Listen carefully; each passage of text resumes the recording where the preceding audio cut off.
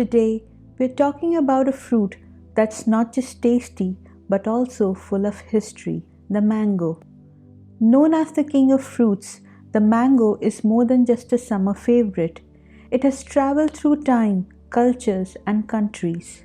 In this episode, we'll explore its origin, cultural symbolism, literary presence, and even its role in diplomacy.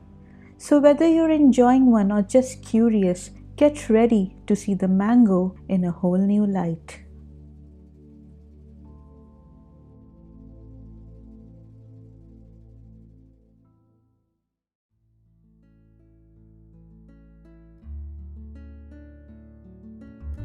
Hello and welcome to Season 2 of Roots Revealed. I'm Binish aka Beans, your guide to the fascinating history, culture, and science of plants. Together we'll uncover how plants have shaped civilizations, ecosystems, and our understanding of the natural world. Let's kick off with the next episode.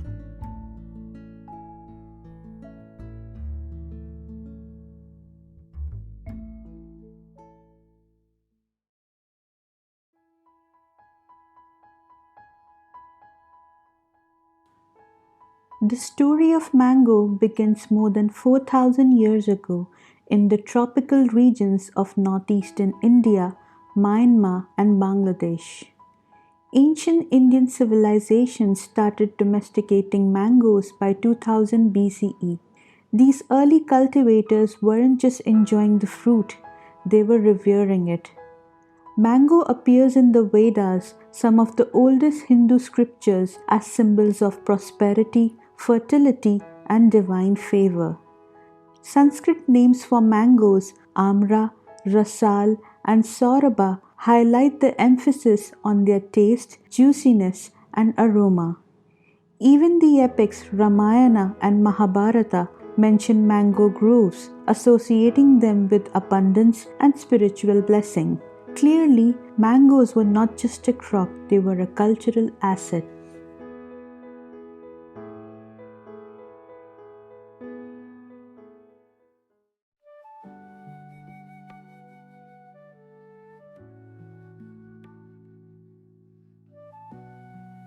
In Indian tradition, mangoes have been seen as sacred symbols. Even today, fresh mango leaves are strung across doorways during festivals like Pongal or Diwali to invite good luck and ward off evil. In weddings, the leaves are used to bless couples with fertility and prosperity. A well known story from Hindu mythology features Lord Ganesha and his brother Kartikeya, who are offered a mango by their parents. While Kartikeya sets off on a race around the world to earn it, Ganesha simply circles his parents, declaring them as his universe. He is rewarded with the fruit, a tale of love, devotion, and interestingly, the spiritual weight of the mango. In Buddhism, the mango tree becomes a symbol of reflection and serenity. The courtesan Amrapali gifted Buddha a mango grove, which he used for meditation. Chinese monks such as Faxian and Song Yun documented these groves, revealing how the mango became a part of Buddhist spiritual geography. In Jainism, the goddess Ambika is depicted beneath a mango tree, reinforcing its role as a symbol of nurturing and divine grace. Across these faiths, the mango's spiritual status remains clear. It's not just a fruit, but a cultural constant.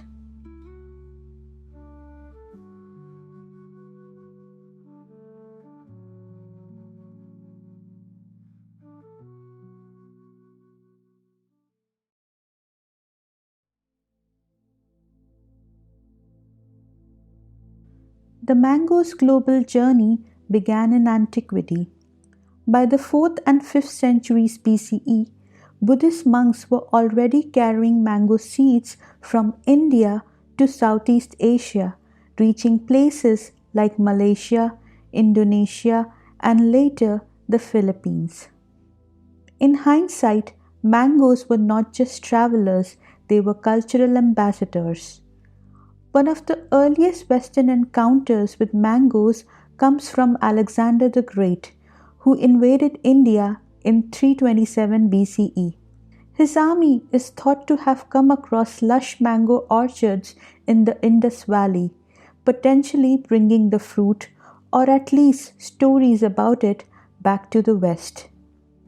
Chinese pilgrims like Xuanzang brought stories and perhaps seeds from India during the 7th century, helping to introduce mangoes to China.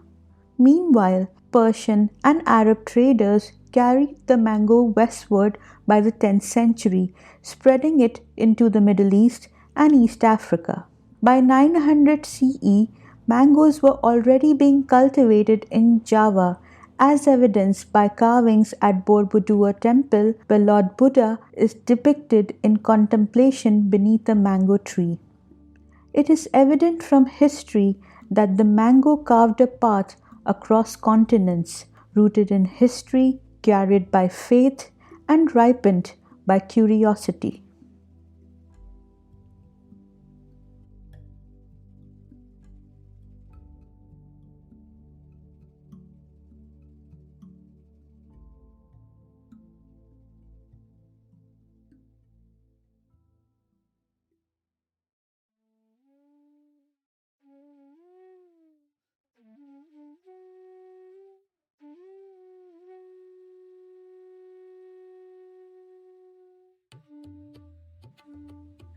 Few empires have shaped the legacy of mango as profoundly as the Mughals.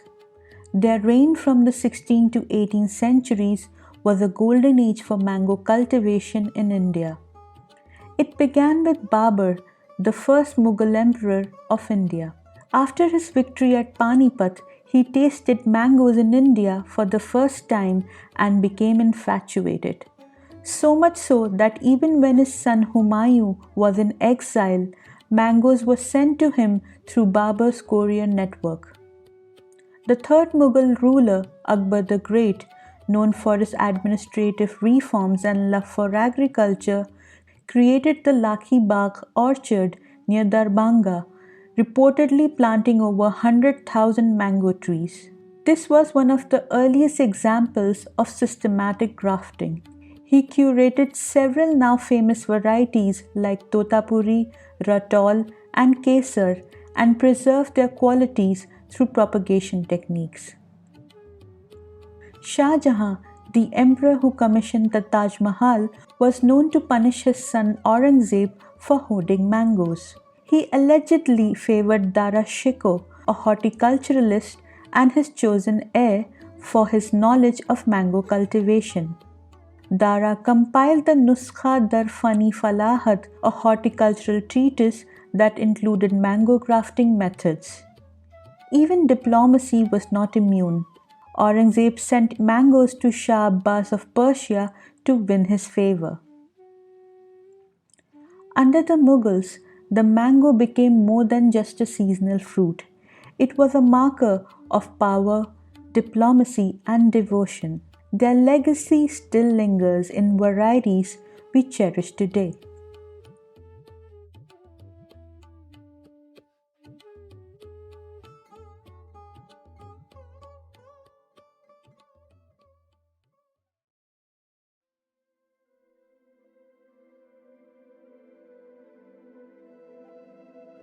Mangoes didn't just make it into kitchens, they entered literature, art, and folklore. The classical Sanskrit poet Kalidasa, in his 4th century work Meghaduta, uses mango groves as backdrops for longing and romance.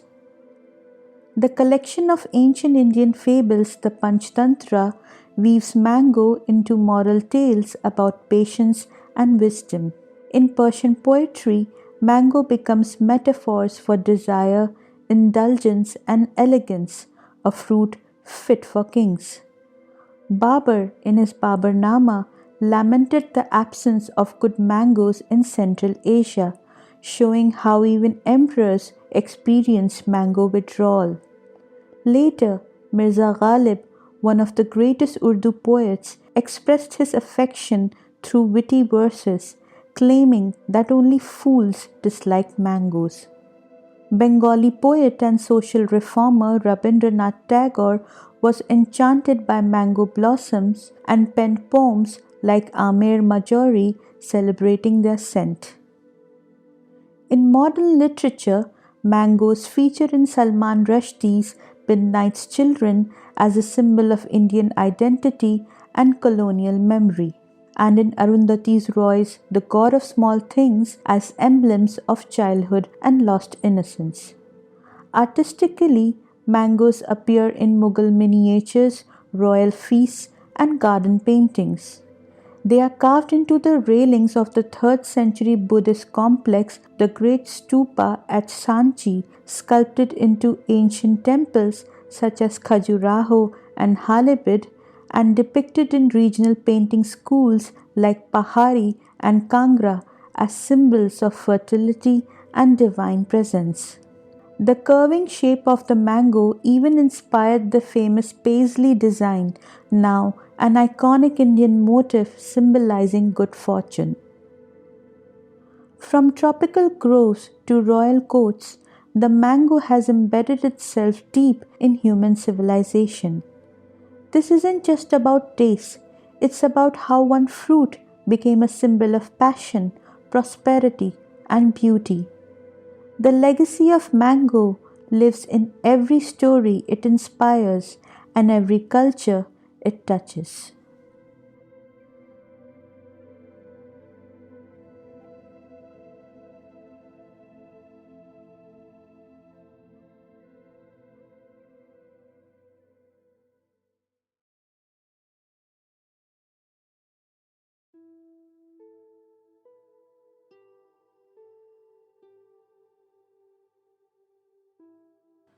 While Asia had long embraced the mango, its true global spread came during the colonial era, particularly via the Portuguese and Spanish in the 16th century. The Portuguese introduced mangoes from Goa to Africa and then on to Brazil in the early 1700s. They planted mango trees in Mozambique, Guinea, and other coastal regions.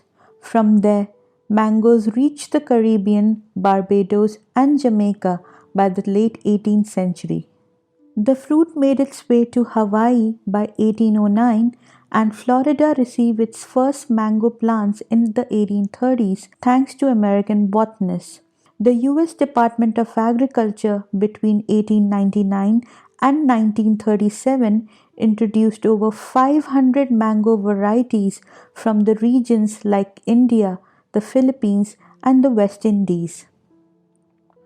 By the late 19th centuries, mangoes had been introduced to Australia, Fiji, and South Africa, completing their global arc. Today, while India remains the largest producer of mangoes, countries like Mexico, Thailand, Indonesia, and Brazil have established their own mango legacies, showcasing the fruit's adaptability and enduring appeal.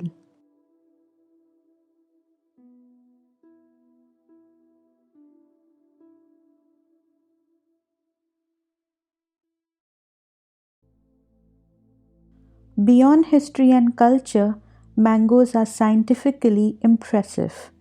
Also known as the Magnifera indica, mangoes offer more than just flavor. It's packed with nutrients and therapeutic compounds. The fruit contains vitamins A, C, E, and B6 along with flavonoids, carotenoids, dietary fiber, and minerals such as potassium and copper.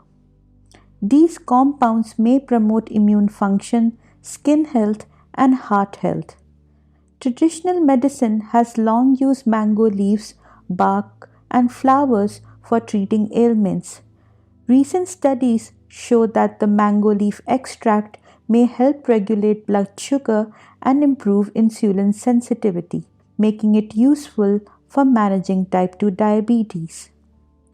Magniferin, an antioxidant present in mango, has been studied for its anti inflammatory, anti obesity, and antimicrobial effects.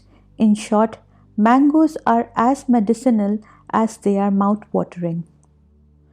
Whether it's tangy pickle, vibrant chutney, creamy lassi, or simply savored as fresh slices with chili and salt, the mango's culinary range is rivaled only by its amazing nutritional power.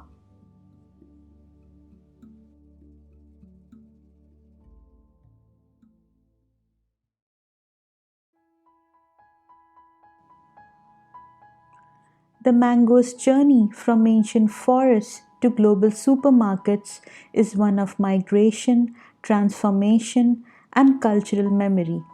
It has moved with monks, kings, explorers, and traders, planting roots wherever it traveled.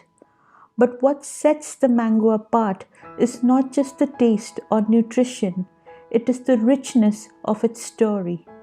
It has been sacred, scientific, poetic, and political. It is, in every sense, a fruit of the people. The next time you eat a mango, remember that you're not just enjoying summer sweetness, you're also partaking in a tradition that spans continents and centuries, one juicy bite at a time.